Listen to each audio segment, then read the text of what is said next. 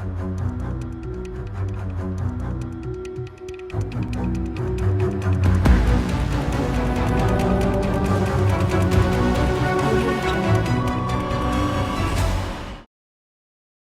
you ever come across some shocking reviews or comments online that seem absurd?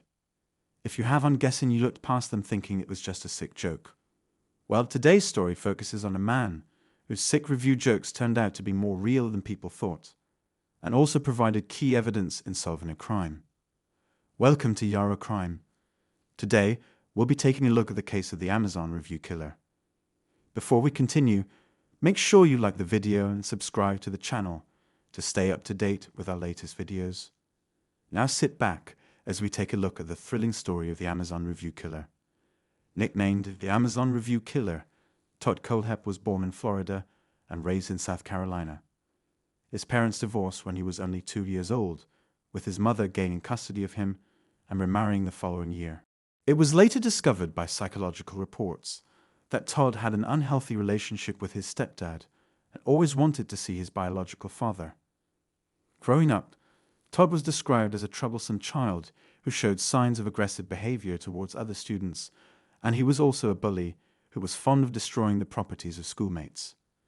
Due to his actions in school, Todd was made to undergo counseling, where he was described as explosive and preoccupied with sexual content. He also showed signs of animal cruelty, as he once shot a dog with a BB gun and killed a goldfish with Clorox. Todd's behavior was so bad that his father once said that the only emotion his son was capable of showing was anger. Todd spent his fair share of time undergoing some psychiatric treatment at a Georgia psychiatric hospital, where he was an inpatient for about 2.5 months. He was eventually sent to live with his biological father in Arizona, where he took his father's surname and started working a couple of local jobs. But Todd did not become the Amazon review killer in a single day, as he already had some criminal history. When he was just 15 years of age, Todd was convicted of kidnapping a 14-year-old girl in Tempe, Arizona. Although Todd was just 15 at the time, he threatened his victim with a .22 caliber revolver. He then tied her, taped her mouth shut, and raped her, after which he walked her home and threatened to kill her younger siblings if she opened up to anyone about what happened. Todd was later charged with kidnapping, sexual assault, and committing a dangerous crime against children. He pleaded guilty to the kidnapping charge, was sentenced to 15 years in prison, and was registered as a sex offender. Todd was released after 14 years of imprisonment, and he moved to South Carolina, where his mother was living. During his time in prison, Todd earned a bachelor's degree in computer science from Central Arizona College. He later earned a degree in business administration and marketing. Despite his violent past and criminal record, Todd was able to obtain a real estate license after lying about his felony charge on his application, and from then on Todd became one of the last people you would expect to be a serial killer. From the outside, he looked and acted just like anyone else. He was able to build a firm with 12 employees and was recognized as a top sales agent in the Carolina region. He acquired a private pilot's license and owned several properties out of state, including a land parcel that cost about $305,000. All this made Todd seem like a normal guy, which was what made him even more dangerous. With his money, job, and luxury cars, Todd was also a catch with the ladies. But no matter how hard he tried, Todd could never hide his true nature. As a customer who sold her home to Todd reported, even though Todd seemed very professional, he would often talk about his firearms and sometimes use subtle sexual innuendo during their conversations. Another woman who supervised one of Todd's employees also described him as angry and condescending towards her partner. A banker who also worked with Todd complained of his watching pornographic videos even at work. There were also a couple other people who had noticed Todd's aggressive behavior. As a killer, Todd claimed quite a number of victims. On November 6, 2003, 4 people were found dead by a customer at Superbikes Motorsport, which was a motorcycle shop out in Chesney. The victims were later identified as Scott Ponder, who was 30 years old and the service manager, Brian Lucas, who was 29 and a mechanic, Chris Sherbert, who was 26 and the bookkeeper, and Beverly Guy, 52, who was Ponder's mother. Upon investigation, the cause of death was determined to be from multiple gunshot wounds.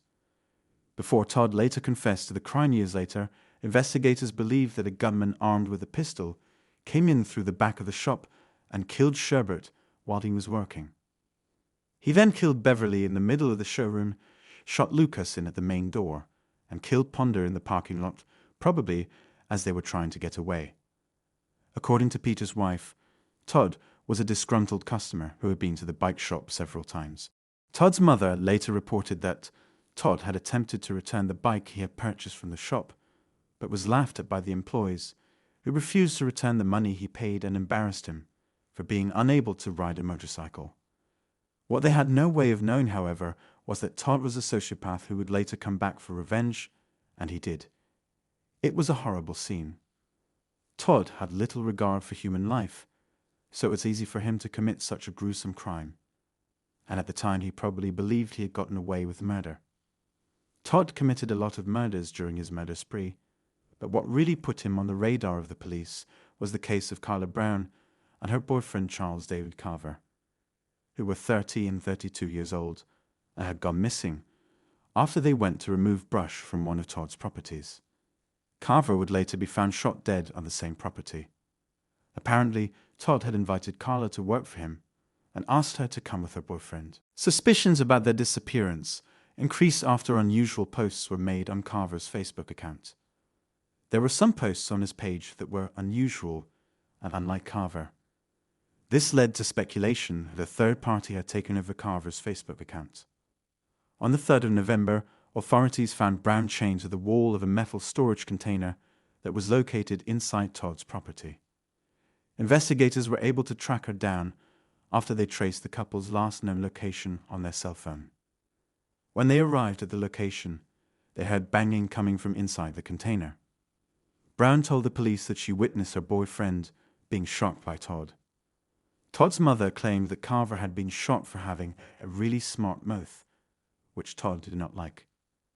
Todd also claimed that he kept Carla alive because she had done nothing wrong and he had no intention of hurting her. According to Brown, Todd killed her boyfriend because he was mad at her. When narrating her ordeal, Brown told the officers that she was raped severally and was threatened with Todd showing her the graves of his other victims. It would seem that Todd had the idea that if he kept her long enough, he could convince her to fall in love with him and probably become his wife. Todd also told Brown that if she behaved well, he would teach her how to kill and they could go killing together. Todd was promptly arrested and further investigation began into his properties. It wasn't long before 2 bodies were discovered in one of them. The bodies were later identified as those of 29-year-old Johnny Joe Coxey and his 26-year-old wife, Megan Leigh McCraw Coxey, who were residents of Spartanburg and were reported missing on the 22nd of December 2015. They were reportedly hired to work on Todd's property. Megan had been killed by a gunshot wound to the head, while her husband had been killed a week earlier by a gunshot wound to the torso. While in custody, Todd confessed to the shooting at the motorcycle shop and the murder of the 2 married couples. Todd confessed to these crimes in exchange for the police to let him talk to his mother, as well as transfer money to the trust fund account of one of his friends. His confession to the killing and kidnapping came during the meeting with his mother. He also gave a more detailed description of the ordeal at the motorcycle shop, like how he had shot each of the victims once in the forehead. This was a detail that was never released to the public. This really were the actions of a killer who knew exactly what he was doing, with no remorse or guilt. Todd really was a sociopath who saw taking the life of another human being as nothing. During a search of Todd's properties, the police uncovered numerous weapons and firearms. This included a 9mm pistol that was outfitted with suppressors, semi-automatic rifles, and an undetermined amount of ammunition.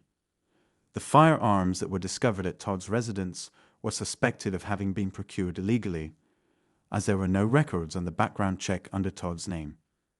Just shortly after Todd was arrested, the police read some product reviews that seemed like a joke for items, such as padlocks, shovels, tasers, and gun accessories on Amazon.com. that were written by a user known as me. One of the reviews about a padlock stated, "Solid locks. Have 5 on a shipping container, won't stop them, but sure will slow them down till they are too old to care." A second description of the folding shovel read, "Keep in the car for when you have to hide the bodies and you left the full-size shovel at home. It does not come with a midget, which would have been nice." The reviewer's wish list page was listed as Todd Kohlhepp. It was these sick reviews that Todd posted that earned him the nickname the Amazon Review Killer.